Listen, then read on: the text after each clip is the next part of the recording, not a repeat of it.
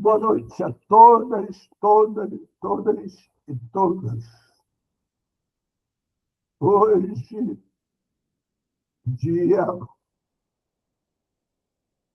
3 de agosto de 2026, começamos mais um Papo de Segunda, depois de uma brevíssima interrupção devido a uma dificuldade minha, pessoal.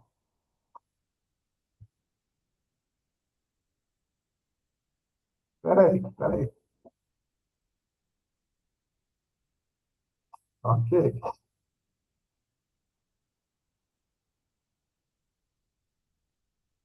Bem, como eu ia dizendo, bem-vinda, Cláudia. Como eu ia dizendo, hoje o nosso Papo de Segunda é um tema muito delicado, mas, infelizmente, cada vez mais presente na nossa sociedade. O amor como adição. Parece um pouco incoerente quando escutamos a primeira vez, porque, teoricamente, quando se fala em adição, se pensa sempre em questões moralmente danosas ou moralmente invalidadas pela sociedade, como, por exemplo, drogas, bebidas alcoólicas e etc. A gente não pensa nunca que algo como o amor possa, de alguma maneira, virar doença. A gente não pensa nunca que o amor, de alguma maneira, possa se transformar em algo danoso ao indivíduo. Pois é. Eu acho que é importante nós nos lembrarmos qual é o conceito de adição. Nós, do laboratório, do Observatório das Adições, Bruce e Alexander, trabalho. Né? Adições para nós é tudo aquilo que nós adicionamos à nossa vida e não conseguimos subtraí-lo da vida. E aí temos que pedir auxílio a terceiros. Vou dar aquele velho exemplo que eu sempre dou, que simplifica muito as coisas, mas também facilita a compreensão. Suponhamos que você quebre a sua perna. Ao quebrar a perna, você vai ter que imobilizar a sua perna. Sua perna vai ficar imobilizada um período. E para você poder se locomover, você passa a usar uma bengala. Então, você adiciona essa bengala à sua vida cotidiana. Passou o tempo, você vai retirar aquela imobilização para continuar se locomovendo. Você vai continuar precisando da bengala até que você recupere o seu movimento espontâneo sem a bengala. E, normalmente, para você recuperar esse movimento e poder subtrair a bengala de sua vida, você precisa de um profissional, de um fisioterapeuta, de tal maneira que possa você reaprender a andar adequadamente. Então, isso. A bengala se transforma em uma adição à medida em que eu uso a bengala, quero retirá-la da minha vida, eu consigo. Então, adicto é todo aquele que se identifica como tal. Não é o terceiro que vai identificá-lo como adicto. É ele próprio que se identifica como adicto. Vamos a um outro exemplo que também é bastante corriqueiro. Suponha que uma pessoa tenha todo Natal, ele tenha que beber até ficar bêbado. Ele não consegue passar o Natal sem tomar um porre. Chega um determinado momento que ele quer parar de beber no Natal, mas não consegue. Ele é um adicto. embora só beba uma vez por ano, no Natal, mas se ele deseja parar de beber e não consegue, é sinal que ele é um adicto. Agora vamos para o outro lado disso. Sigmund Freud. Esse, de alguma maneira, nos chamou a atenção para o inconsciente, etc., etc., né? E contribuiu enormemente para estruturar toda a psicologia. De acordo com um livro escrito, no qual participou da escrita sua própria filha, Freud cheirava cocaína.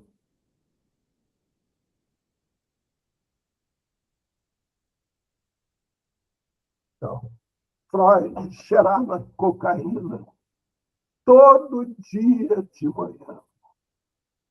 Ele justificava dizendo que era a única forma que ele tinha de acordar e poder exercer o trabalho dele, ficar atento o suficiente aos seus pacientes para poder exercer o trabalho. Muito bem-vinda, viu, Edna? Estava com saudade de você.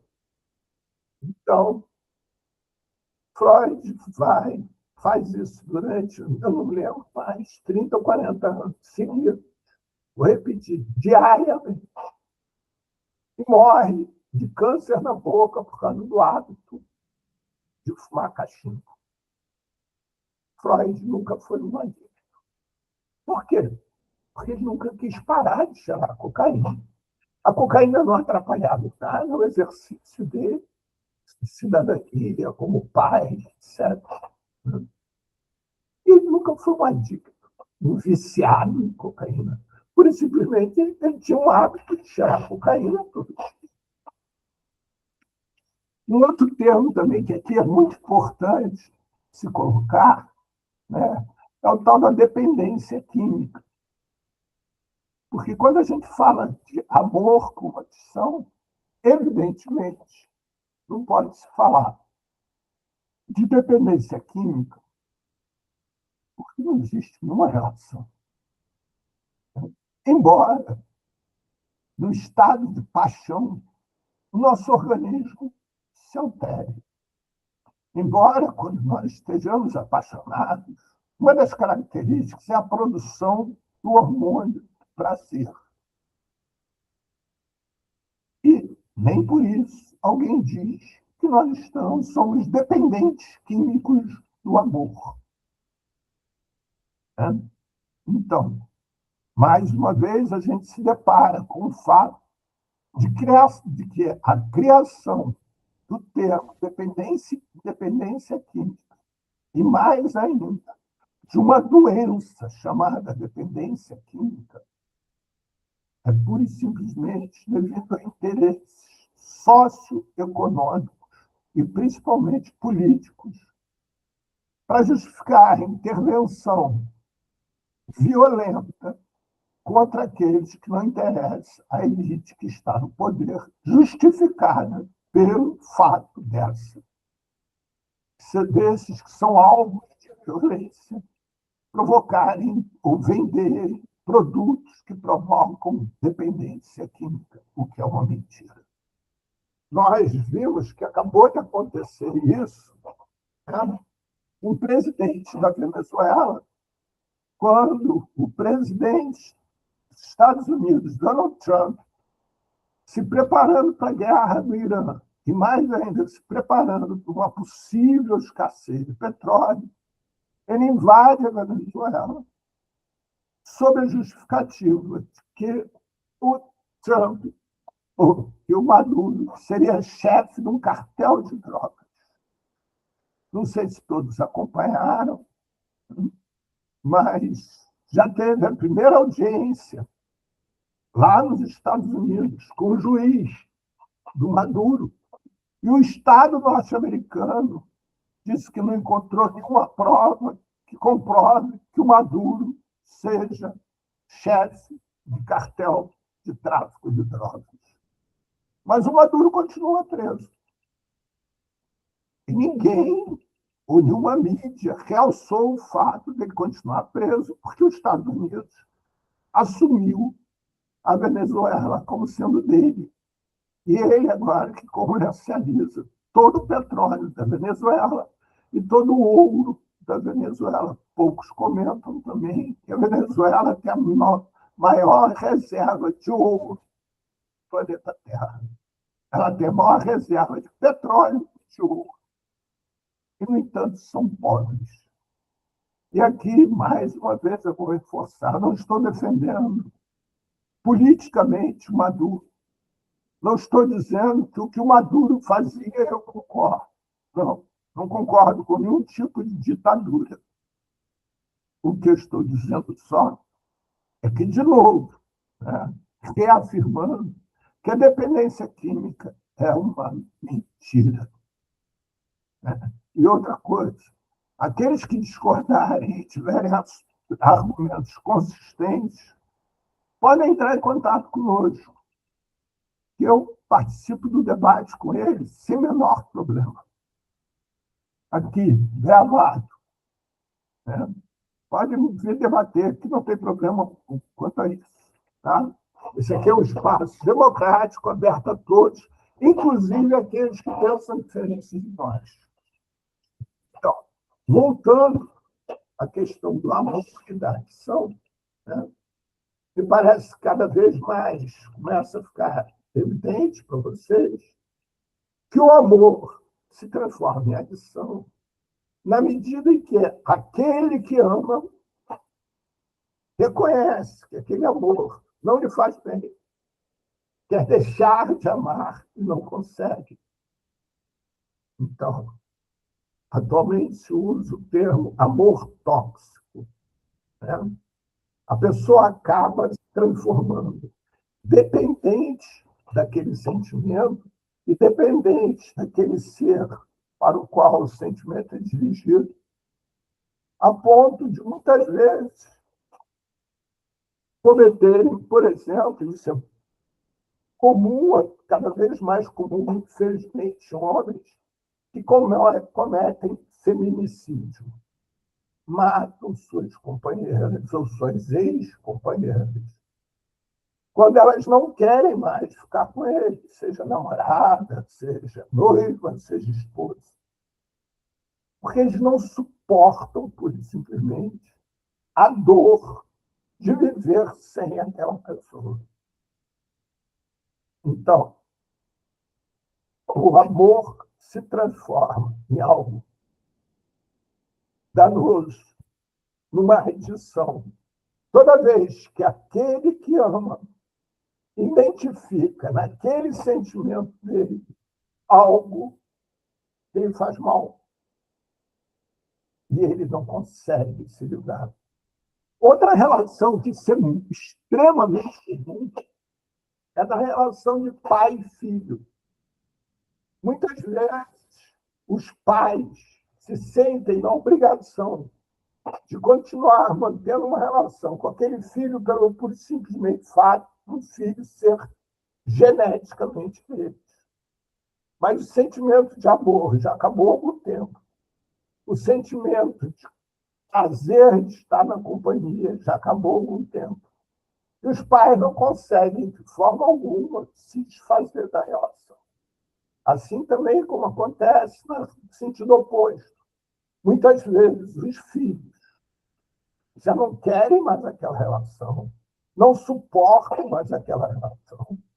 A relação deles é danosa, mas eles não conseguem se desfazer, porque eles moralmente se sentem compromissados, laçados. Normalmente, esta forma de relação não acaba nada bem, nem para os pais, nem para os filhos, nem para quem é forçado a amar. Porque, como tudo aquilo que a gente faz de uma forma compulsiva, obrigada, para se desfazer disso, é necessário usar a mesma força com que nos une. Como diria a física, a toda ação corresponde uma reação na mesma intensidade, em sentidos opostos. Ou seja, se eu tenho uma força que me junta essas duas mãos, para separar essas duas mãos, eu preciso, no mínimo, ter uma força igual. Então, se eu tenho uma relação afetiva com alguém, seja ela quem for, e que essa relação já deixou de ser afetiva, mas une essas pessoas por obrigatoriedade, ele só vai conseguir romper essa relação quando se sentir desobrigado na mesma intensidade. Diz um dito popular que junto do amor caminha o ódio. Pois é, junto do amor tóxico caminha o ódio, porque é o único remédio que existe. Muitas vezes, quando as pessoas percebem, eu atendo famílias, né? Atendo casais, muitas vezes, quando as pessoas percebem antes deste momento, é possível, inclusive, resgatar a relação afetiva. Porque muitas vezes eles conseguem perceber que já acabou aquela relação idealizada por eles. Já acabou a relação onde o amor era flores permanentemente. Mas existe uma relação sólida o suficiente para se poder enfrentar a vida juntos, as dificuldades juntos. E isso que, na realidade, é o verdadeiro amor. Né? Esse amor romântico, em que tudo é belo e formoso. Isso acontece nos contos de fadas. Né? Isso acontece quando tem a bela adormecida. Aí sim tem aquilo tudo belo. Mas o amor efetivo, o amor real, é aquele amor em que as pessoas estão juntas, sabendo enfrentar as dificuldades da vida juntas, tendo liberdade, tendo confiança um no outro, que a relação vai perdurar, inclusive nos maus momentos.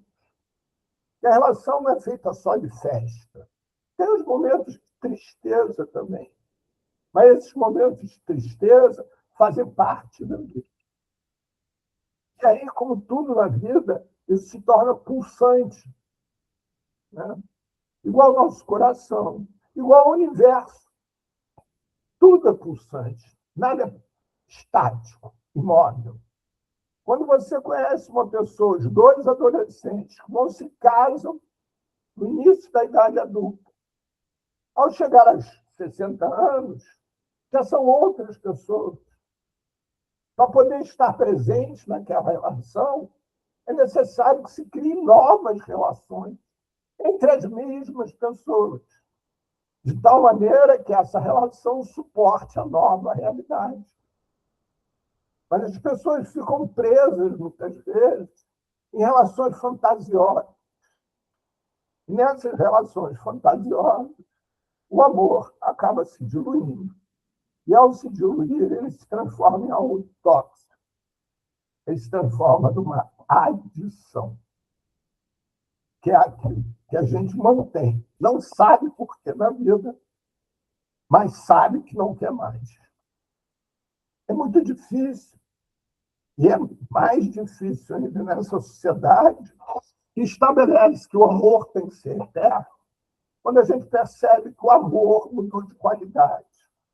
Ou seja, umas vezes você tem uma relação entre o pai e filhos em que, naquela relação, até um determinado momento, o que predomina é o pai como provedor. Chega um determinado momento que esse pai já não precisa mais ser provedor.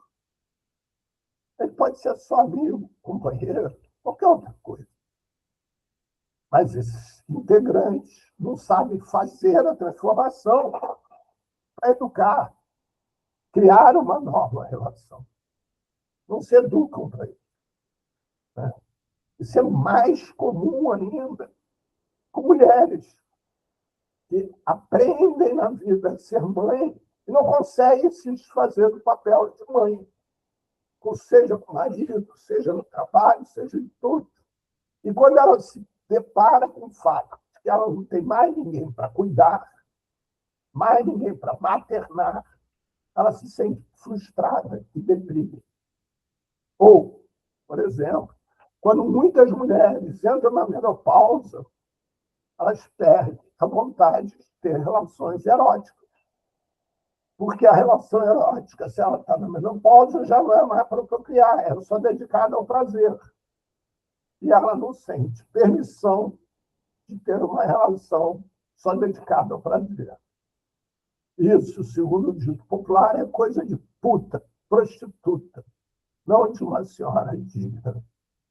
O que é um equívoco enorme, né?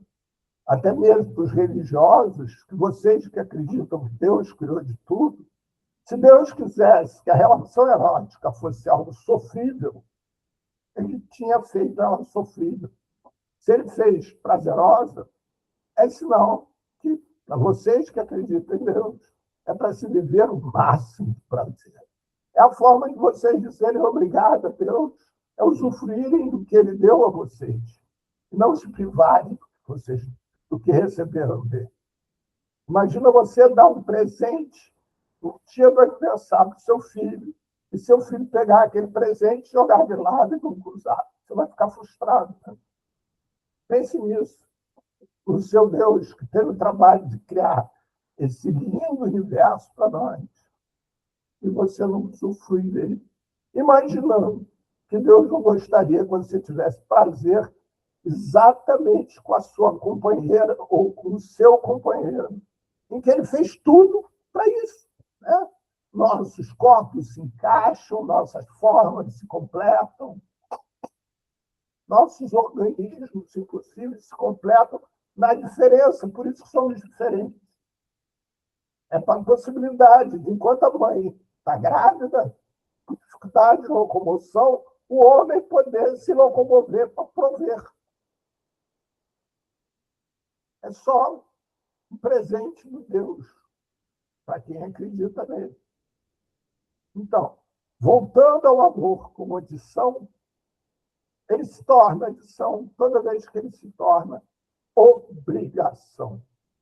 Deixa de existir o prazer, deixa de existir a cumplicidade, a solidariedade, a admiração, tudo aquilo que faz parte, né, desse sentimento tão lindo e tão único. O remédio do amor como adição é você poder resgatar a cumplicidade consigo mesmo. E nessa cumplicidade consigo mesmo, poder conversar com seu parceiro ou parceira, se assim for possível, para descobrir em qual forma de relação é possível para vocês existir o amor. Então, se eu quero criar um tubarão, eu não posso querer criar um tubarão dentro de um aquário de vidro. Muitas vezes acontece do amor entre o marido e a mulher determinado, mas determinado para aquela relação afetiva de marido e mulher. Mas ele pode existir belamente, pode existir todo o afeto possível, se os dois se permitirem se tornarem amigos, cada um for levar sua vida independentemente, e terem novos amores, outros amores. E os dois originários permanecerem como amigos, que é o lugar que eles cabem naquele momento. Às vezes, as pessoas, ao envelhecerem, ao passarem muito tempo juntos, toda a relação afetiva que existia entre o casal é transformada numa relação de irmão. Ou seja, existe muito afeto entre eles, mas não existe mais o desejo erótico. O erotismo todo fica de lado. Né? O corriqueiro nessa hora é se justificar a mudança do perfil corporal, né, com a idade e o desinteresse por causa disso. O homem ainda tem a permissão de procurar prostíbulos, etc. A mulher nem isso. A mulher tem que se castrar, tem que ignorar qualquer sentimento do gênero e passar a atribuir a menopausa todas as suas variações hormonais. Você perceber que não. Muitas vezes, não. Muitas vezes ela está com tesão mesmo. Os calores são oriundos do tesão. Só que ela não tem mais possibilidade sequer de reconhecer isso, porque não tem como extravasar. Ela não tem mais a permissão de ter essa relação.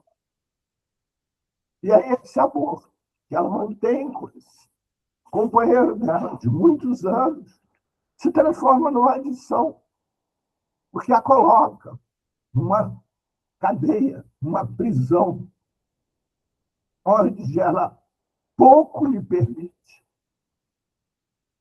e ela sofre por causa disso. Então, recordando, adição é tudo aquilo que a gente adiciona à nossa vida e depois quer retirá-lo e não consegue. Qualquer coisa, de qualquer forma, pode virar uma adição. O amor materno, amor paterno, amor entre o casal, amor entre irmãos. Se isso se transformar numa prisão para essa relação. Vamos lembrar algo que eu já falei aqui, faço questão de reafirmar. Se essa prisão é uma prisão feita por paredes muito fortes, para destruir essas paredes, será necessário usar uma força equivalente, o que acaba sendo destrutivo para todos. E, às vezes, extremamente trágico, se transformando em morte, se transformando em lesões, em coisas muito, muito ruins. Pois não, Alexandre, pode falar.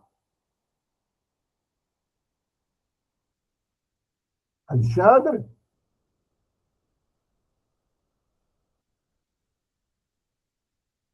Que houve, Alexandre? Bem, alguém tem alguma questão a colocar? Aquilo que foi colocado aqui. Alexandre, vai lá, diga lá, o que você quer colocar? Abre o teu som, cara.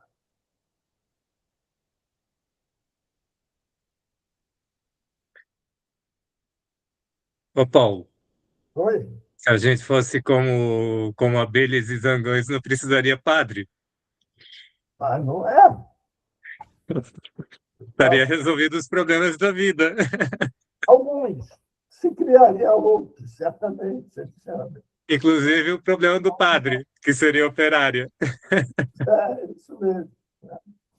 É verdade. Paulo, É. desculpa a brincadeira. Não, pode ser verdade. Ah, eu conheço uma pessoa que ela foi casada e uma relação muito conflituosa. O marido, médico, usuário de cocaína, chegou no ponto que ele, com meia dúzia de filhos espalhados pelo Brasil, e chegou no ponto que ela teve que colocar uma lei Maria da Penha nele. Um médico. Da... E outra situação.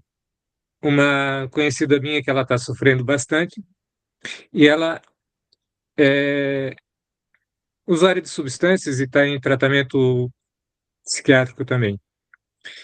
E, e no fim ela começou um relacionamento e a impressão que eu tenho é que os relacionamentos dela é bem complicado. Até que ponto essa questão das pessoas que têm um vício, elas também têm um relacionamento complicado? Qual é essa correlação que você quer dizer? É isso, É. Paulo? Então, Isso é olha, comum? já vou colocar para você. Né? Assim, nós nos relacionamos, procuramos nos relacionar sempre com pessoas semelhantes. Né? Primeiro, o ser humano é um ser agregador, é um ser que não sabe viver solitário. Não é à toa que 60% da população do planeta Terra vive em cidades. Então, isso é um sinal da necessidade que a gente tem de estar perto. Né? Nós vivemos costumeiramente em cidades e edifícios, para aglutinar mais ainda. Mas, dentro desse processo de aglutinação, ao olharmos para trás, nós vamos ver que nós somos constituídos e são aquilo de nós que é preponderante para termos mobilidade através das pernas e dos braços. Facilitar com que nós nos caminhemos e nós nos locomovemos para onde estamos e caminhemos, e nesse caminhar possamos interagir, seja com os olhos, e com nossos sentidos, seja com os braços também. Então, nós somos seres, né, absolutamente sociais. Prender o ser humano num lugar, seja ele qual for, né, é fazer com que esse ser humano vá acumulando essa energia que ele produz em excesso, exatamente para se locomover, de tal maneira que chega um momento que ele perde o controle. Esse controle, essa perda de controle, normalmente acontece em explosões essas que são normalmente expressas através de atos violentos, seja contra um indivíduo, contra uma pessoa, ou seja contra algo à sua volta. Então, quando se tem um casamento, que esse casamento opera como uma prisão para ambos, a saída da prisão tem que ser forte o suficiente para romper a corrente que liga essas pessoas, com que as determina que fiquem juntas. E, normalmente, isso acaba sendo sinal de ódio, acaba sendo mais manifestado, né, de uma forma violenta. Por outro lado, em paralelo a tudo isso, o uso de substâncias psicoativas ele é caracterizado muito fortemente pelo efeito que cada substância provoca. Então, por exemplo, o ópio. O ópio é fumado e ele causa uma letargia, um aumento de sensibilidade muito grande, porém uma letargia absurda. As pessoas ficam letárgicas com a fala, assim, o movimento, assim, o mundo gira devagarzinho.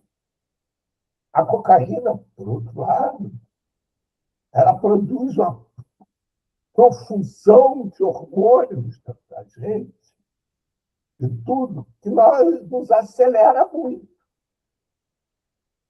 Por isso, é usado, né, em regiões altas dos Alpes, onde tem baixo oxigênio, exatamente para que o organismo acelerado ele consiga absorver mais oxigênio do meio ambiente. Então, dependendo do tipo de substância que as pessoas usem, né, essas substâncias vão provocar uma reação orgânica. Essa reação orgânica normalmente tem uma afinidade com o projeto de vida do usuário. Então, normalmente, o usuário de cocaína é aquele que tem uma ambição muito grande, deseja fazer, ser algo em que ele não se sente habilitado. Então, ele usa a cocaína de tal maneira para se sentir mais forte, mais poderoso e poder enfrentar o desafio mais poderoso. Eu não estou dando uma regra, eu estou só dando um exemplo para poder responder a pergunta do Alexandre. Né? Eu estou citando casos, né, para poder responder a pergunta do Alexandre.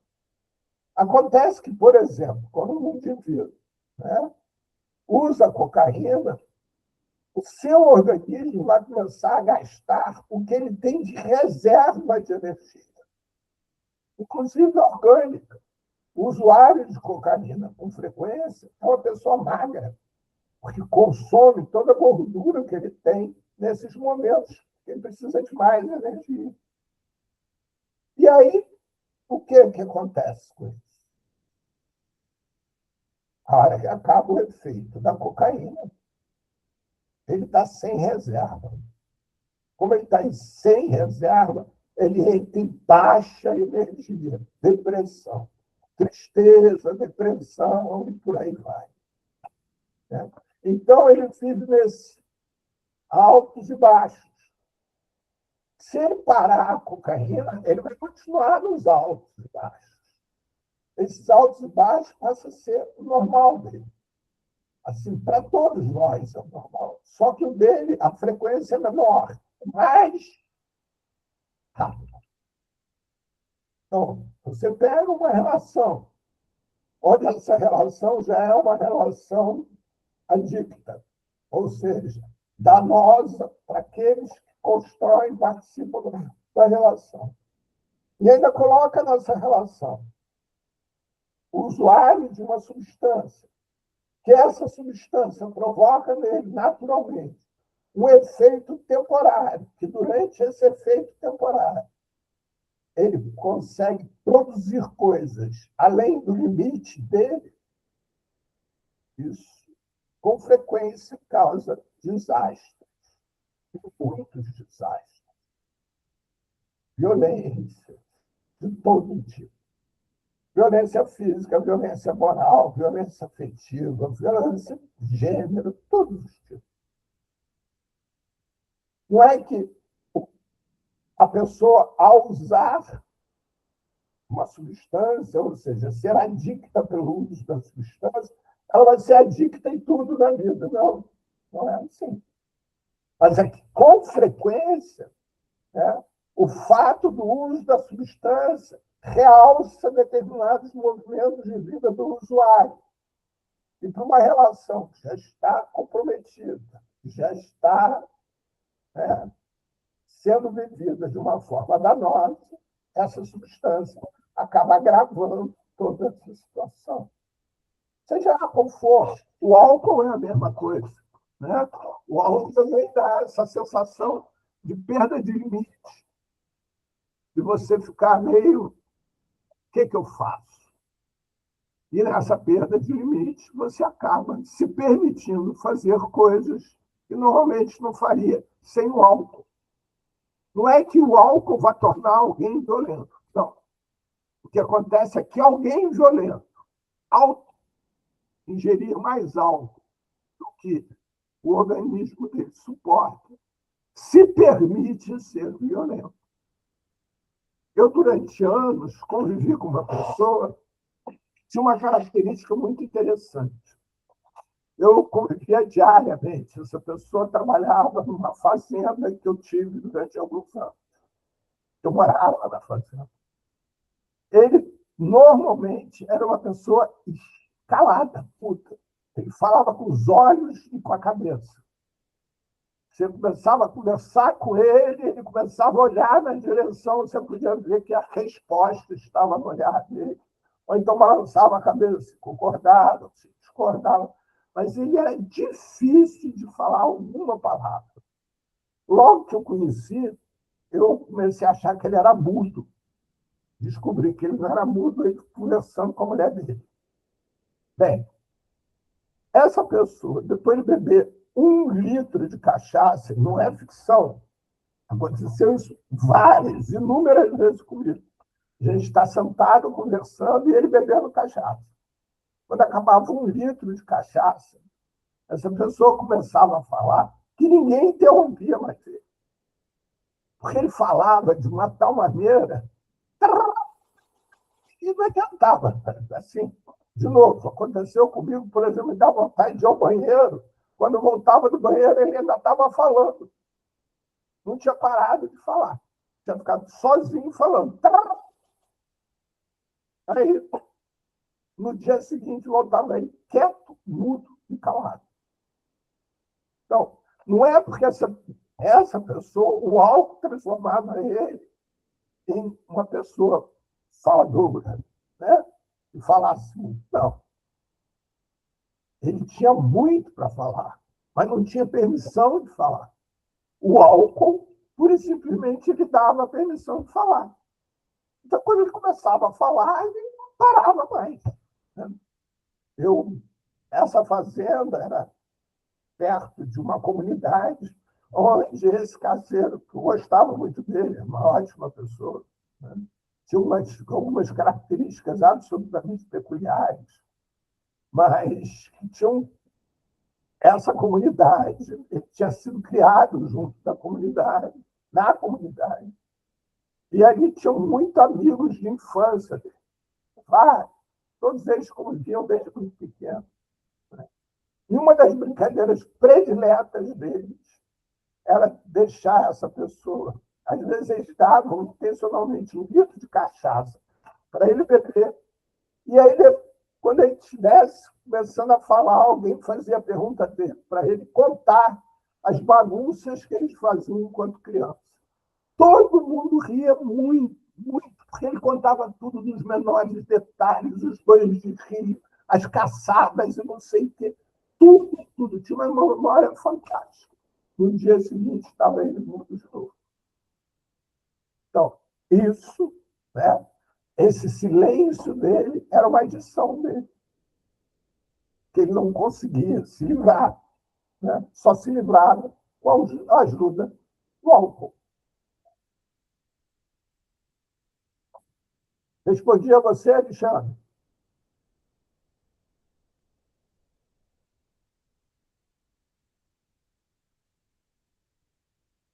Ok. Cláudia, tem alguma questão?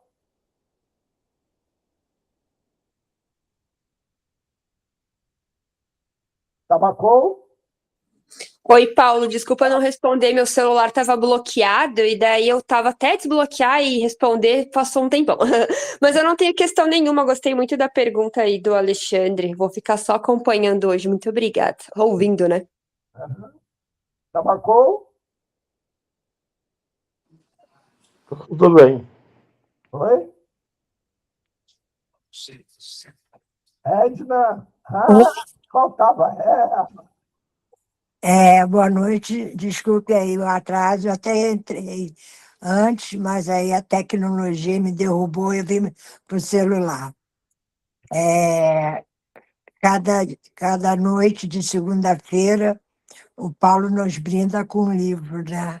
Livro da vida, não só da especialidade, mas as experiências vividas dão um contorno muito bonito a essa exposição. Eu tenho faltado que está doente, fiz um lúpus por medicação, um absurdo isso, mas...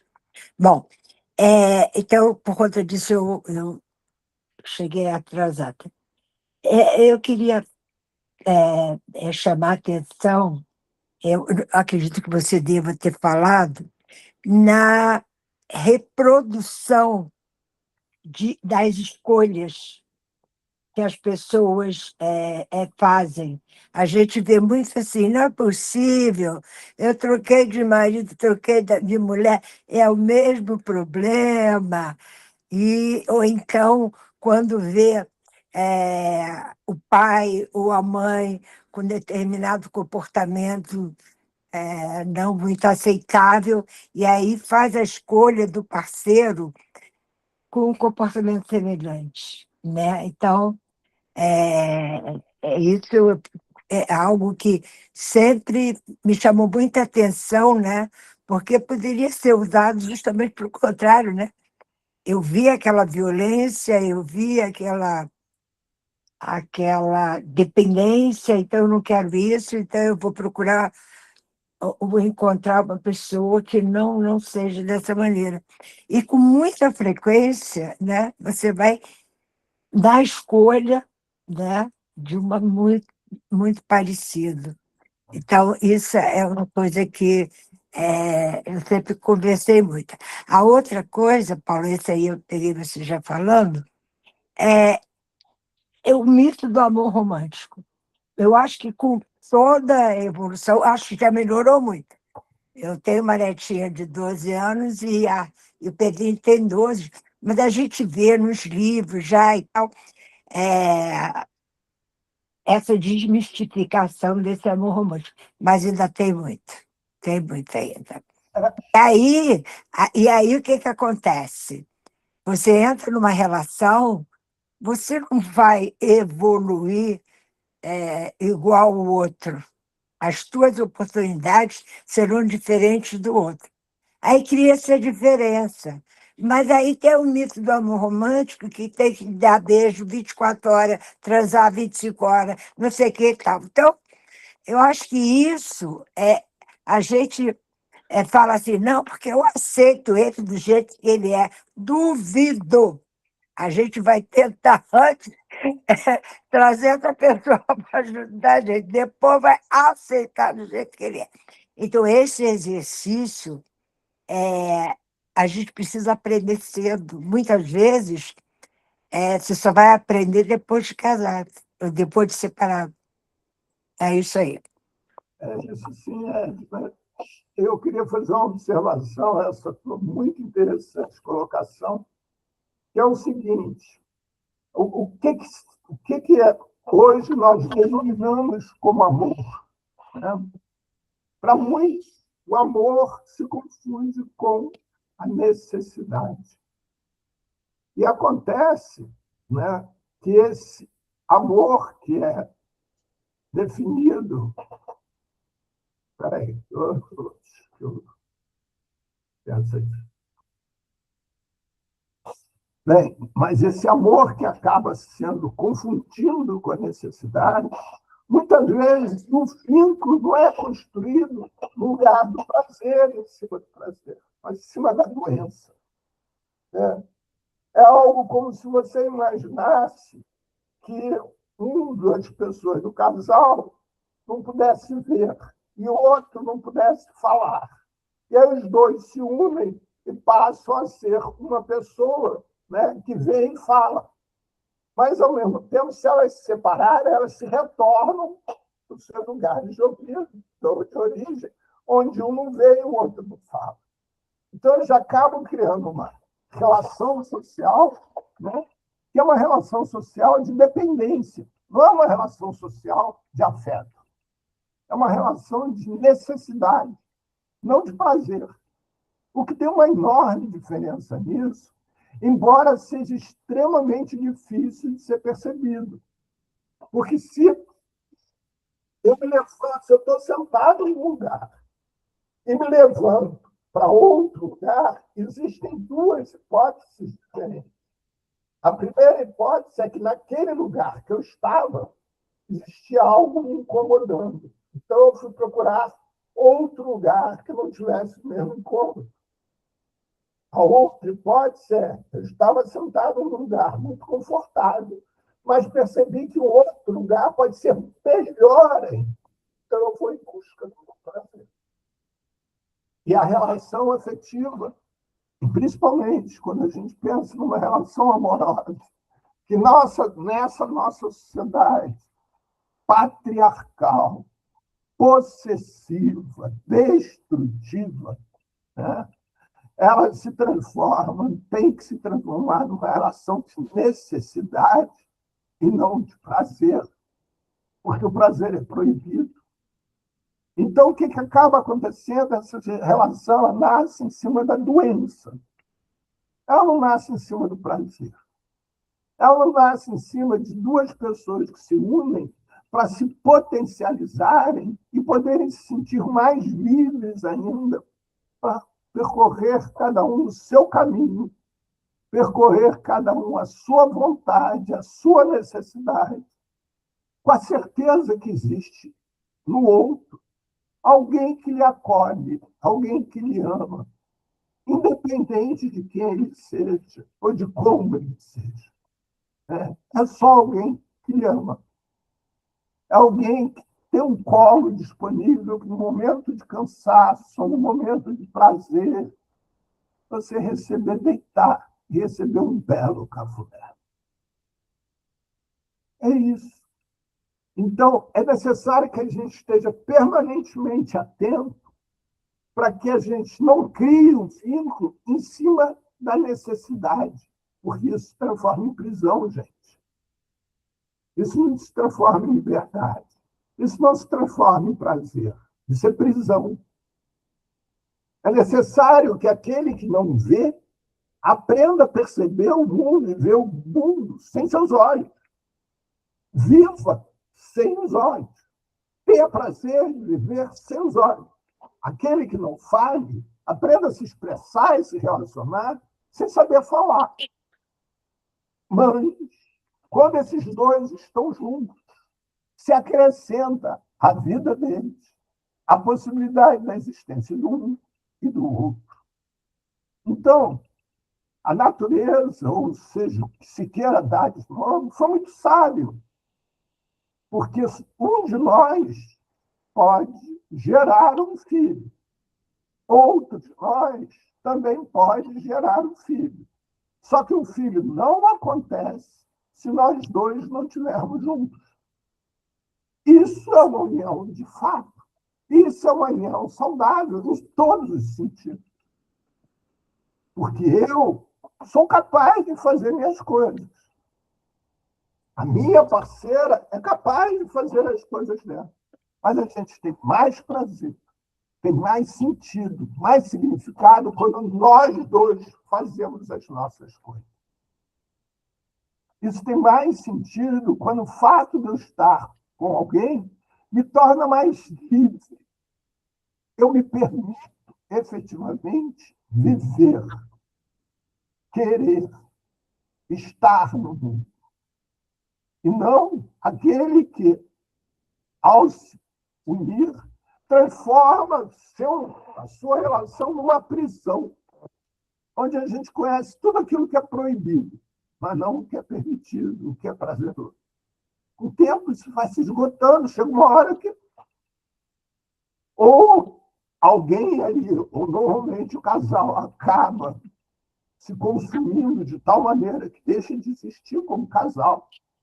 Ou chega um momento que, para o rompimento, tem que ser algo violento, como aquilo que nos une. Ou seja, nós temos que ter a capacidade de destruir a prisão que nos prende. E, normalmente, essa prisão que nos prende é identificada no outro, e não na nossa carência, e não na nossa dificuldade de vivermos sem os olhos, ou sem a capacidade de falar. Então, isso que Edna nos chama a atenção de amor romântico é um amor que foi criado, né, na saída da Idade Média, principalmente com o surgimento da Revolução Industrial, onde existia uma necessidade de povoamento da terra para termos empregados para as fábricas. Isso primeiro surge lá na Revolução Francesa, quando Rousseau percebe que as terras que Napoleão estavam conquistando só se tornariam francesas de fato se fossem habitadas por franceses, que levassem a cultura francesa até lá. Que as armas poderiam invadir, poderiam derrotar os inimigos, mas jamais transformar os inimigos em franceses. Então, pela primeira vez na história da humanidade, a mulher passa a ter uma função efetiva na sociedade, ser mãe. Até ali, a maternidade era vista como um símbolo do pecado.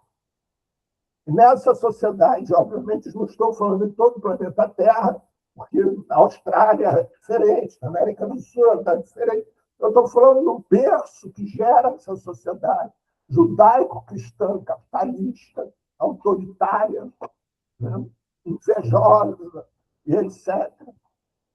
Então, nesta civilização, surge essa história, né, do amor. Foi aí que surge, para vocês saberem, o instinto da maternidade, que é criado junto com salário família. Porque até aquele momento, o índice de mortalidade dos filhos, dos bebês, era de 80%. Então, o que acontecia? A mulher da nobreza, né, ou dos burgueses, ficava grávida, ela era trancada no quarto quando começava a aparecer o sinal da gravidez, para que ninguém percebesse que ela estava grávida e tinha pecado. Lá ficava até parir. Quando pariu, o filho dela, que era arrancado dos braços dela, entregue a uma ama de leite. Essa ama de leite levava o filho embora. Só retornaria ao seu lar aos 5 anos de idade. E ele era apresentado ao chefe da família. O chefe da família diria se ele iria permanecer na família ou não. Então, o primeiro homem tinha que permanecer para ser o herdeiro. O segundo homem tinha que permanecer para pertencer ao exército. O terceiro homem, à igreja. E as mulheres sugeriam, a partir daí, para aumentar as alianças políticas, se casarem com vizinhos, etc, etc. Ali não existia amor romântico. Ali o que existia eram necessidades para serem cobertas pelos seres humanos. Para os camponeses, os filhos nada mais eram do que mão de obra de graça. Então, quanto mais filhos uma família tivesse, mais pessoas estariam trabalhando na terra para poder produzir. Adilson, já, assim que eu terminar. Então, para poderem produzir. E, de novo, né, os filhos eram vendidos pelos camponeses. Se outro alguém tinha terras e precisava de mão de obra, então eram vendidos, pura e simplesmente. A partir de Rousseau, né, e a partir dessa percepção de Rousseau, Rousseau foi o mentor intelectual de toda a Revolução Francesa. A partir dessa percepção de Rousseau, que a França napoleônica só se constituiria quando tivesse população que ocupasse esses terrenos, que vivesse nessas terras ocupadas pelo exército francês. A partir daí, cria-se o salário-família, que era dado para a família para estimular a procriação, e o instinto da maternidade. Sabe essa coisa que a mulher é obrigada hoje a ter, o instinto da maternidade? E quando a mulher não tem filhos, alguém olha para ela e fala: você não tem instinto da maternidade? Como se ela fosse uma doente. Pois é, isso nasce lá na Idade Média. Entendeu? Nunca existiu. Instinto da maternidade nunca existiu. Só existe o capitalismo. O capitalismo fazer com que nós procriemos e cada vez tenha mais mão de obra disponível. E com essa mão de obra disponível tem uma reserva de mão de obra miserável que trabalhe em troca de prato de comida para que a elite fique rica o suficiente. Aí acontece, como, por exemplo, o Elon Musk, né, que tem uma fortuna maior do que não sei quantos, 90% dos países existentes no planeta Terra. O que se esquece de comentar que ele tem uma dívida maior do que a fortuna dele, que é coberta pelo Tesouro norte-americano. Porque o Elon Musk hoje se transformou num símbolo, o símbolo do que o capitalismo está certo, que basta você trabalhar e você vai ficar rico. Então, está lá um símbolo, Elon Musk. Né? Assim, então, retomando o que nós falamos, a questão do amor e da adição. Né? Esse amor, por exemplo, materno, é um amor imposto. Ainda bem que as mulheres hoje elas estão se dando ao direito de ter relações afetivas, onde nessas relações afetivas elas têm a possibilidade de escolha da maternidade ou não. Ela tem a possibilidade de escolha, inclusive, de escolher o gênero do seu companheiro ou da sua companheira. Né? Porque ela tem a autonomia conquistada com muita dor, muito sofrimento e muito heroísmo das próprias mulheres para poder dizer quem ela quer ser, como ela quer ser e onde ela quer ser. E aí sim ela passa a ter uma autoestima suficiente, de tal maneira que ela possa escolher quem ela quer amar, como ela quer amar e de que forma ela quer amar. E aí o amor deixa de ser tóxico, deixa de ser uma adição, para ser um prazer, para fortalecer e poder possibilitar com que essa dupla de pessoas, ou como muitas famílias atualmente se constituem poligâmicas, né? Esse grupo de pessoas contribuam um com o outro de tal maneira que todos possam se sentir fortalecidos para cada um conquistar o seu próprio objetivo de vida. Pois não, Adilson?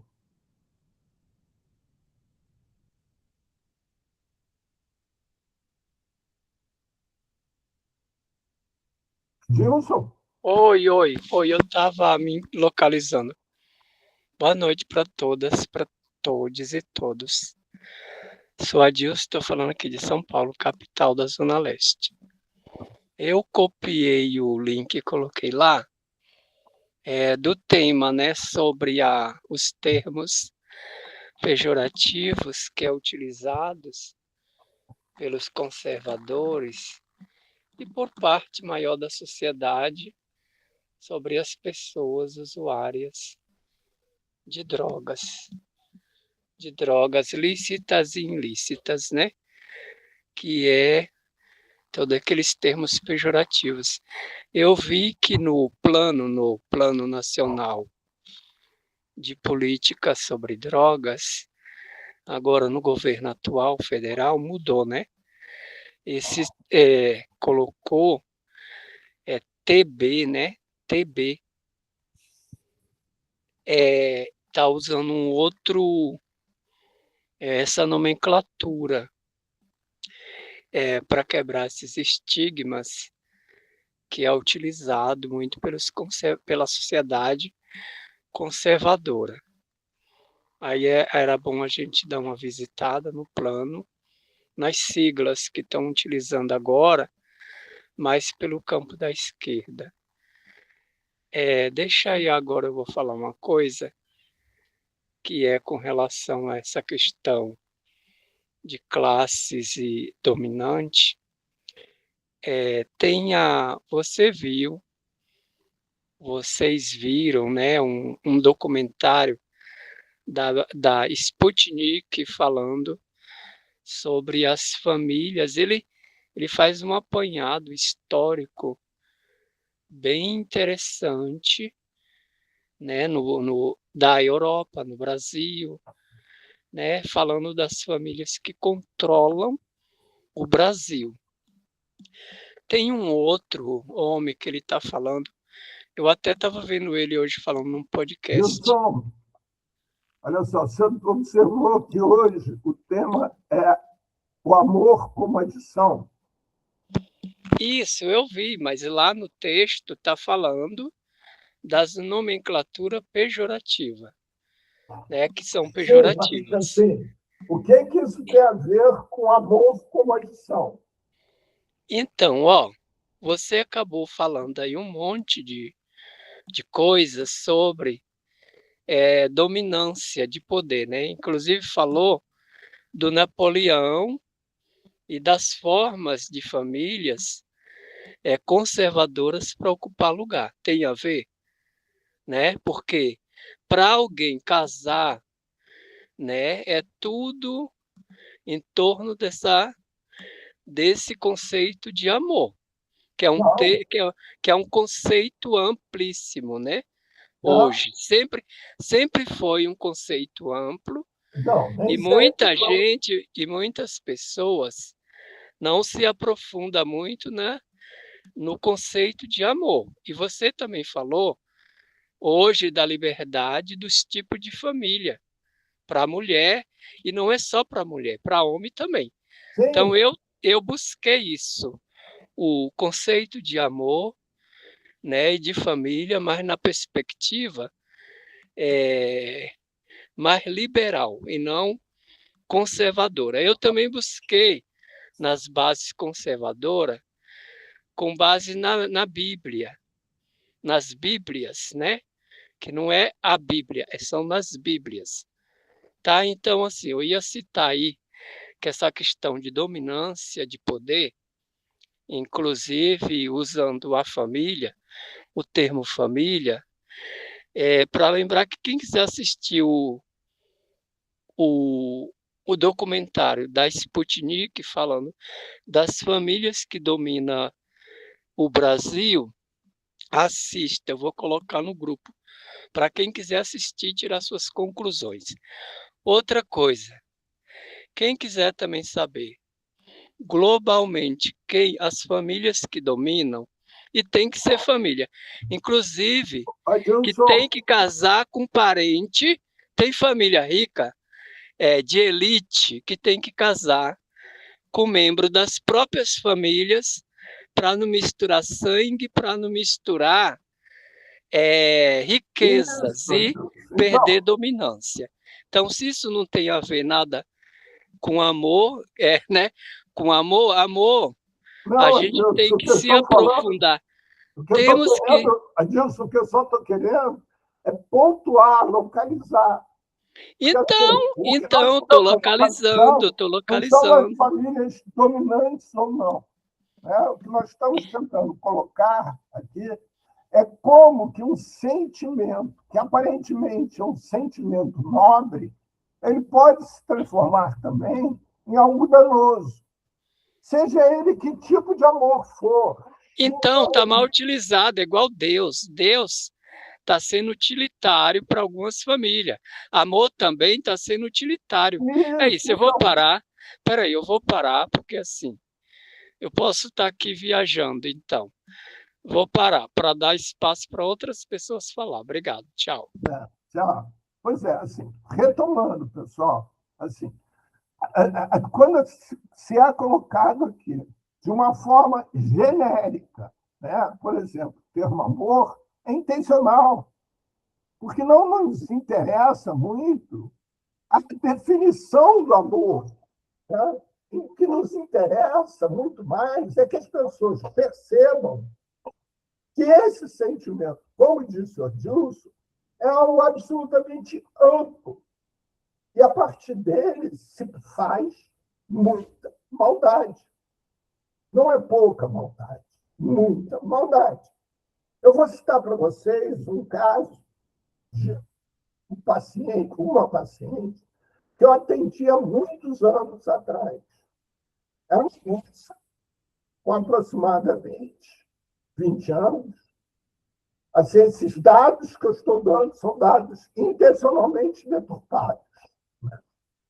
Em que ela chegou no meu consultório, ela não falava. Ela se expressava raramente através de desenhos. E o que ela via, quem já trouxe, foi a mãe dela. Né? O que aconteceu é o seguinte: quando ela nasceu, a família dela era constituída pelo pai, um psiquiatra, jovem ainda, e uma mãe que era professora. Ao nascer, o pai, quando psiquiatra, né, resolveu cuidar da filha. Então, fazia questão de assumir uma série de tarefas da filha, o que aparentemente era ótimo. Né? E ele, por exemplo, fazia questão de dar banho na filha. Bem, o tempo foi passando, e com o passar do tempo, esse pai, psiquiatra, passou, como a filha foi crescendo, ele molhava, dava banho nela, molhava. Então, ele passou a tomar banho com a filha. Até que um dia, quando a filha tinha 12 anos, 13 anos de idade, estava entrando na adolescência, ela estava sentada no sofá da sala, contando para a mãe, né, que tinha dado um beijo num garoto na escola. Era o primeiro beijo que ela tinha dado. Né? E o pai chega do trabalho, passa por frente dela, vai até o quarto, volta, pega com uma arma, um revólver na mão, encosta no coração e dá um tiro no peito, no coração. E morre ali na frente das duas. A partir daquele dia, essa menina nunca mais falou. Mudou completamente o comportamento de uma criança extremamente alegre, segundo a mãe, né? Muitos amigos na escola, etc. Para ser uma criança que parecia que não estava em contato com nada no seu redor. Completamente ausente. Não falava absolutamente nada. E ela era atendida por um amigo meu, grande amigo meu, que chegou um determinado momento do trabalho e não sabia o que fazer mais. E aí pediu para eu atendê-la para trocar informações com ele. E nesse processo, eu fui começando a encontrar algumas pequenas aberturas que eu observava no olhar dela. Eu comecei a observar que ela, com o olhar, que normalmente é um olhar meio catatônico, meio fixado em um determinado ponto, ela tinha um acompanhamento no olhar. E comecei a perceber que esse olhar se intensificava quando a mãe saía do consultório. E aí eu conversei isso com a mãe, fazia parte do contrato. Tem uma sessão que eu atendia as duas juntas, outra que eu atendia só a mãe, e aí passou a fazer parte do contrato, eu atender uma vez por semana só a filha. E sem a mãe, a menina começou a se expressar. Ela começou a expressar facialmente, com os olhos, cada vez mais. Eu, na época, né, atendia muito presencialmente, essa menina atendia presencialmente, e comecei a brincar e fazer massagem na ponta dos dedos dela. Nessa brincadeira de fazer massagem na ponta dos dedos dela, no início ela tinha uma reação muito violenta, tirava a mão e se fechava todo. Mas com o tempo ela passou a tirar e cada vez se fechar menos. E eu comecei a perceber que começava ali a surgir uma forma de diálogo, uma forma de contato. E comecei a perceber que determinadas partes, determinados tempos, ela reagia de uma maneira e de outra, e assim fomos caminhando. Até que um belo dia ela falou. O que acontecia era o seguinte, gente. Esse pai, quando tomava banho com a filha, começou a ter brincadeiras com a filha libidinosas, sendo que a principal delas era sexo oral. E ele comentava sempre com ela que aquilo ela não podia comentar com ninguém. Porque se um dia ela comentasse com alguém, ele se mataria. Certamente, quando ele passou por frente das duas e viu ela falando de um beijo, ele deve ter imaginado que esse era o beijo deles. Ela estava contando para a mãe sobre ele e se matou. E a criança se calou. Então, certamente esse pai amava essa filha. Certamente essa pessoa era uma pessoa afetiva. Mas a forma ela viveu o afeto é destrutiva. Um outro caso que me veio à cabeça, né, que eu vou também dividir com vocês, eu trabalhei durante um ano dentro de presídios. Durante um ano dentro de presídios e um ano fora dos presídios com os egressos. E tinha dentro de um presídio que eu ia com muita frequência um pastor que era, obviamente, evangélico, isso na década de 80, né? E que era chofer de táxi. E ele tinha não vou dizer por hábito, mas praticava com alguma frequência estuprar as suas passageiras. E sabe qual era o motivo disso tudo? Era porque ele se acreditava que era o emissário de Deus e tinha como missão mostrar para as mulheres que era bom ter relação sexual e procriar, como manda a Bíblia. Crescei-vos e multiplicai-vos, se lembra? Pois é.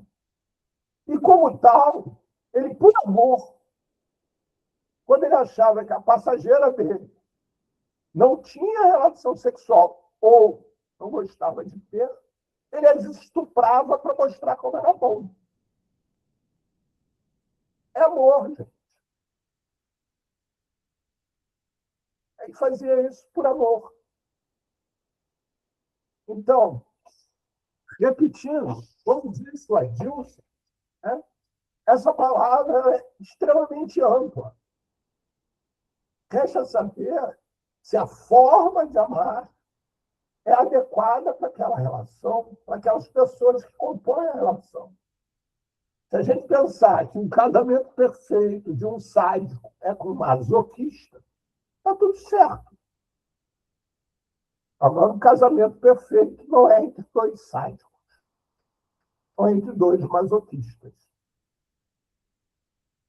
O que significa a cultura, né? Ou o significado que as palavras têm dentro da cultura, não são absolutos.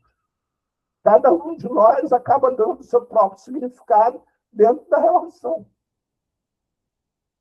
O importante é nós estarmos atentos para que, se aquela relação que nós estamos vivendo é algo que vai de encontro ao nosso desejo, à nossa vontade de viver.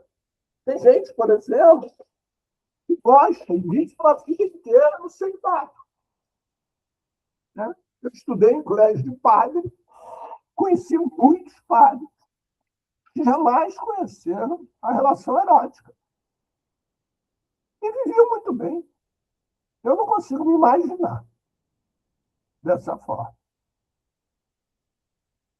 Então, a adição não é algo que possa ter uma definição absolutista. Que se possa dizer assim, não, o fulano consome muito não sei o quê, e, portanto, é um adicto. Não. Né? O fulano é obeso e, portanto, é um adicto. Não. Pode ser que esse fulano obeso, obesidade mórbida, goste de comer, queira comer, é um direito que ele tem. Nós, aqui no Observatório, no mundo inteiro, quando vocês escutarem falar de alguém do Observatório, saiba que nós não trabalhamos com a perspectiva da abstinência. Nós trabalhamos com a perspectiva da autonomia. Ou seja, do indivíduo ser autônomo o suficiente na vida dele para ele poder escolher quando, como e onde ele quer fazer o que deseja. Redução. Contanto, 2 minutos, Adilson. Redução de danos, Paulo. Contanto que isso não provoque danos a terceiro. Redução de danos, Adilson, é para quem acredita que existe uma forma perfeita de se viver. Né? Eu não acredito numa forma perfeita de se viver. Eu acredito que cada um é responsável por si, cada um tem autonomia, que é capaz de conquistar, e cada um pode viver da forma que ele acha que lhe é adequado. Entendeu? Eu prefiro usar o termo ampliação de vida e não redução de danos. A redução de danos é algo restritivo. Como você sabe, a restrição de danos parte do princípio de muito tempo atrás que o uso de substâncias psicoativas, normalmente conhecidas como drogas, causam só danos às pessoas. Não, não causam só danos, isso é mentira. Causam muitos benefícios. Cada vez mais tem sido usado de novo na psiquiatria. Né? A maconha, por exemplo, já foi uma droga que era a perdição do mundo. Né? que outra época causava dependência química, hoje é remédio. Cocaína, por exemplo, é usada pelos povos antigos para poderem Os sobreviver. psicodélicos. Isso, psicodélicos, isso. Só se pensar, vamos pensar como é que uma mulher. Isso acontece. Né? Eu tenho uma amiga minha que é parteira na Bolívia, numa cidade, numa comunidade a 3.000 metros de altura. Como é que uma mulher pare parto natural a 3.000 metros de altura? Sem oxigênio, sem nada. Pois é. Então, assim, redução de danos, para mim, é um termo que nós deveríamos evitar de usar. Ampliação de vida, sim. Porque o que se quer, na realidade, é ampliar o horizonte do indivíduo de tal maneira que ele tenha autonomia para poder escolher para onde ele quer ir. Paulo, então tem que mandar uma carta, uma nota para o Conselho Nacional de Droga e para o governo federal, para a própria CET, porque a redução, o departamento lá do Hélito Dias, o ministério do Hélito Dias, porque essa é a menina dos olhos da política, né? E você me falando isso agora. Mas é a menina dos olhos, uma política que eu discordo. Tá, não, é deles, tudo bem. Você discordar, tudo bem. Aí mandar o posicionamento. Claro, para todos, isso é uma posição do observatório, do observação. Isso, agora que eu estou sabendo, que bom que você falou, porque eu pensava que também adotava a redução de danos. Aí. Não, nós adotamos ampliação de vida. Isso, legal, bom saber. Então, mais uma coisa que nós estamos aprendendo aqui hoje. Ampliação de vida. O que nós queremos é ampliar a perspectiva de vida e não reduzir qualquer tipo de produto. Tá? Se você pegar, por exemplo, o guitarrista do Rolling Stones, que está com 82 anos, ele já foi viciado em todas as drogas que você possa imaginar. Ele mesmo diz. Né? Tem várias matérias a esse respeito. Está com 82 anos, não tem nenhum efeito colateral. Aliás, estão gravando um disco de inéditas. No ano que vem, vão fazer uma turnê internacional. Mick Jagger, ele, se alguém se lembrar o nome dele, pode falar, que eu esqueço, e o outro que não é o Rolling Stones original. Mas esse específico, que usa uma faixa na cabeça, né? Ele mesmo fala. Ele usou foi viciado em todas as drogas, injetadas, cheiradas. Ele, uma época na vida dele, que ele viajava em busca de novas drogas. Viajou pelo mundo em busca de novas drogas. Então, não existe redução de danos, né, para mim. Pois não, era o Alexandre que queria falar, né? Alexandre, você quer colocar alguma coisa? Sim. Eu acho que foi falado de algumas coisas e para mim faz muito sentido. Como é bom a pessoa conseguir se sentir bem para poder fazer boas escolhas. E, infelizmente, a impressão que eu tenho, como é difícil a gente aprender a ter tranquilidade, de conseguir ter tranquilidade, de estar conversando, de estar se expressando, de estar percebendo as outras pessoas e ter uma relação de qualidade. O problema não se tem paciência, não se tem esse prestar atenção, fazer essa escuta. Eu fiz os textos final de semana e exemplo, amor. Existe amor e existe o apego, né? O apego é o doentio, né? Que a pessoa quer para ela. E uma relação afetiva não é para ter esse apego de você gosta, mas se a pessoa não está afim, você tem outra opção. Você tem as opções ali. Ao mesmo tempo, essas opções são em pequenos grupos para ter uma qualidade maior, eu acho. Em grandes grupos a coisa se perde, né?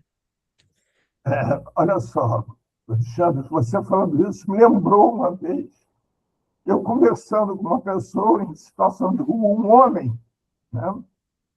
E eu notei que ele tinha assim, um vocabulário muito extenso, um vocabulário que era diferente do vocabulário daquelas pessoas do grupo. Né? E aí eu comecei a prestar mais atenção nele, vou resumir a história dele. Ele é uma pessoa oriunda de classe média, não sei o quanto média, mas que fez a universidade e resolveu ir para a rua por livre e espontânea vontade, porque ele queria aprender a viver por ele próprio. Ele acreditava que ele só poderia amar o outro depois de se amar. E ele só acreditaria no amor dele por ele próprio depois de ele viver necessidades. E nessas necessidades, ele comprovar que ele mantinha a mesma linha, a mesma ética, a mesma forma de viver, dele com ele, os mesmos valores. E ele, mais de uma vez, tentou sair da rua. Sabe o que ele dizia? Que ele não conseguia sair da rua porque quando ele saía da rua, eram tantas regras que ele tinha que cumprir quando ia na casa da mãe, na casa do pai, na casa dos irmãos, né? Que ele não se sentia bem. Ele se sentia melhor na rua. Então, é de novo a gente prestar atenção que você, para manter uma relação com aquilo que lhe cerca, seja lá o que for, é necessário que você tenha uma relação consigo próprio, de tal maneira que você possa reconhecer, através dos seus sinais consigo mesmo, o que está lhe fazendo bem e o que não está lhe fazendo bem. Que um dia, por exemplo, você estar no sol lhe faz bem, mas pode ser que um outro dia estar no sol não lhe faça bem. Mas para isso é necessário que você tenha construído um processo de autoestima onde você se respeite e respeite esses seus sentimentos. E aí você vai começar a perceber, Alexandre, o que é amor e o que é apego. Aí você vai começar a perceber que essa relação que eu tenho com o outro, quando de fato eu amo o outro, ela é permeada por todos os sentimentos que existem na face da Terra. Ódio, amor, desprezo, tesão, abstinência, tudo. A diferença é que nas outras relações, alguns sentimentos são permitidos ou não. Nesta relação, onde essa relação ela tem um vínculo efetivo, que nós chamamos de amor, não existem formas proibidas de sentir. Existem formas escolhidas de se expressar. E essa forma de expressar passa sempre pelo respeito ao outro, pelo bem-estar do outro, por estar, mesmo vivendo um sentimento momentâneo de raiva, você não vai querer destruir o outro, porque você reconhece no outro o teu sentimento de amor. Pois não, Alexandre? Eu tinha um grupo de moradores de rua que eu conheci, um era do Maranhão. Eu conheci algumas pessoas do Maranhão, e elas são bem tranquilas. E essa pessoa, ela morava na rua, ela vinha no sábado de manhã, porque na área lá tinha uns bares que frequentavam a vida noturna. Sábado de manhã, domingo de manhã, ela estava lá com um cigarro bom, uma bebida boa, lá, uma garrafa de bebida boa, um cobertor bom, porque ele trocava ideia com as pessoas na. A mulher subiu lá no apartamento, trouxe um cobertor cheiroso para ele, disse, enfim. E ele conseguia se manter limpo e ele tinha uma conversa boa também, e ele vivia na rua. A outra eu soube hoje. A pessoa está morando aqui no centro, na rua, na área mais nobre da cidade, e uma médica, ela daqui a pouco, mas essa pessoa está morando na rua, e ela começou a desconfiar porque ele não pode morar na rua. Ela está pensando em denunciar ele porque ela não aceita que ele more na rua. Aonde E, está o link com o tema de hoje? e qual a questão? Ah, o que o morador de rua sente? Eu acho que tem que perguntar para ele, né? Porque nem todo morador de rua está sentindo frio. Nem todo morador de rua. O que as pessoas sentem não é aquilo que eu imagino, Sim, né? Entende? Ela está ali, talvez para mim, deve ter todos os desafios dela, mas é ela que sabe o que realmente está se passando ali com ela. sim. Mas a gente quer dizer aquilo é a questão. É, o bom para ela é aquilo que eu quero. Alexandre, olha só, de novo, vamos voltar ao tema central, o amor como adição, né? Sim, Então, esse amor aí que você cita é um amor, Alexandre, que na realidade não é um amor, né? Ele é o sentimento de posse.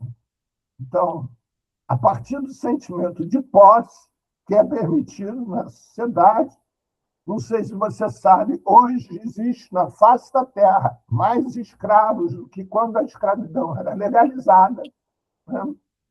Então, esse sentimento de posse normalmente é estabelecido do homem para a mulher, né? A mulher é um mero objeto que ele possui. Assim como ele possui carro, celular, ele possui uma mulher, né? E que essa mulher representa para ele um status de poder, porque quanto mais bonita ela for, mais desejada vai ser pelos amigos, mais ele vai se sentir poderoso de ser ele o único, teoricamente, que tem aquela mulher ao seu dispor, né? Seja lá por que for, seja lá da forma que for. Esse caso Epstein, né, mostra o quanto, Alexandre, aquela sua pergunta de que aquele que usa drogas tem mais facilidade para ter o amor, né, enquanto adição. Pois é, a gente podia agora fazer a pergunta: aquele que ocupa o poder tem mais facilidade para ser pedófilo? Pois é, tem inúmeras comprovações, filmes, etc., né? Segundo eu vi outro dia, existem 2 milhões de documentos guardados sob sigilo pelo governo norte-americano desse caso Epstein, entre retratos, etc., que demonstram exatamente que ali o amor é algo que nem citado. Temos, por exemplo, o atual presidente dos Estados Unidos, Donald Trump, esse paladino defensor da família, da moral e dos bons costumes, tendo relações com meninas de 13 a 16 anos. Vocês sabem de uma coisa? Vocês sabem quem denunciou tudo isso? Foi uma brasileira que foi raptada em Recife, aos 12 anos de idade, e se transformou numa menina predileta do Epstein. E durante 14 anos, ela foi a menina predileta do Epstein. Até que o Epstein, pela primeira vez, a levou para um passeio em Nova York. Ela conseguiu fugir e denunciar tudo. Vocês sabem que ninguém fala disso? Você sabe que essa mulher que denunciou tudo isso está escondida. Não existe nenhum governo, nem o brasileiro, teoricamente teria a obrigação de protegê-la, de lhe dar salvo-conduto. Não lhe ofereceu. E olha que são todos eles, devem ser, inclusive, religiosos. Todos eles devem amar as suas esposas e as suas famílias. Existe, inclusive, um boato que a esposa do Trump ele conheceu ela através do Epstein. E ninguém fala disso.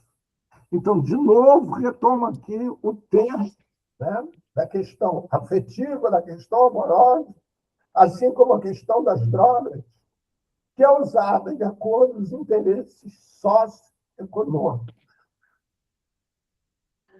São termos, situações criadas para nos colocar dentro de gaiolas para que outros possam viver felizes. Pois não, Érica? Não, eu estou pensando aqui, esperando uma resposta ansiosa, porque você fala nessa questão do termo, dos conceitos amarrarem, né, o pensamento, e isso realmente é verdade.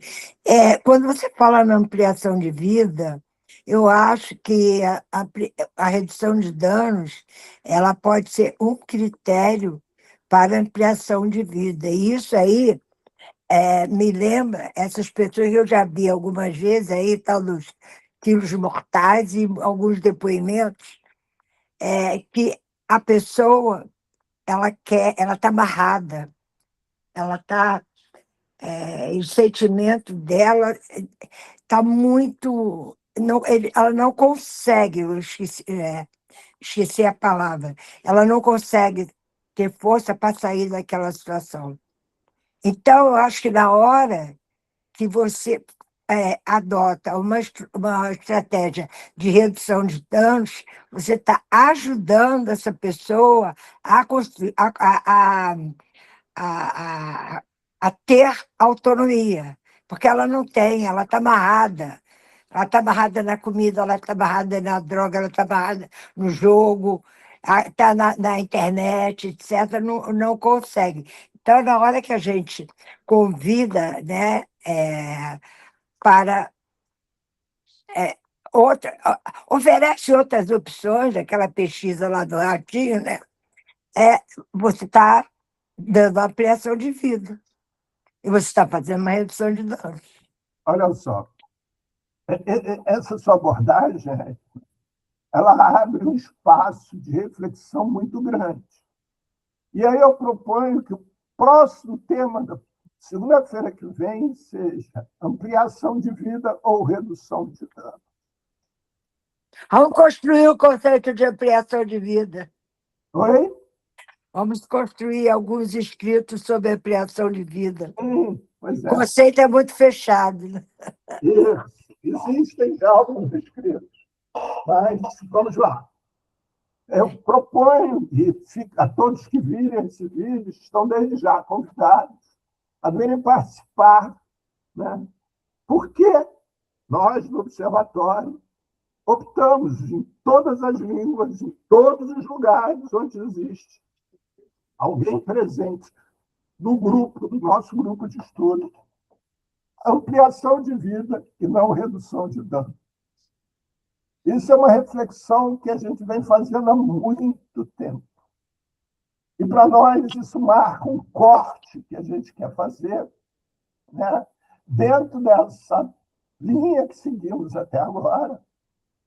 E nós queremos, com toda a audição que nos seja permitida e tolerada, né, criar alguns símbolos de marcação de um outro lugar de vida, não deste lugar de vida, onde a humanidade, que é a espécie que habita a face da Terra, tem maior capacidade de interferência no planeta Terra, está construindo um planeta que vai se transformar inabitável para nós mesmos. Então, isso fica para a gente pensar, por exemplo, em termos de planeta Terra, se quando a gente reduz o desmatamento, nós estamos reduzindo danos ou estamos ampliando vida. Se quando uma pessoa está sem beber água, e aí alguém lhe oferece água, ela está ampliando a vida dela ou está reduzindo danos. Até porque, isso eu espero que faça parte do debate segunda-feira que vem, como redução de danos está na moda, tudo virou redução de danos. E, ao mesmo tempo, nada virou redução de danos, porque tudo não existe. E aí tudo é possível. né? É possível subir gente com muito boas intenções, assim como é possível, na prática de redução de danos, de pessoas com péssimas intenções. É possível subir para ir lá de encontro, aqueles pontos mais difíceis de acesso, onde tem concentração de excluídos sociais, que precisam de assistência do Estado, subirem pessoas de boa vontade. Só que no inferno, na porta do inferno, tem uma fila enorme de gente esperando, cheia de boa vontade. O que significa isso, gente? Vocês não acham que está na hora da gente parar para pensar, para estabelecer critério? O que são essas coisas? Você não acha da gente está na hora da gente deixar de ser inconsequente e pensar que quando uma borboleta bate asa na América do Sul, altera os ventos na China? Pois é. Vamos pensar junto? Fica para segunda-feira que vem, nós discutimos, nós refletimos, e assim, convido a todos aqueles que defendem o termo redução de danos.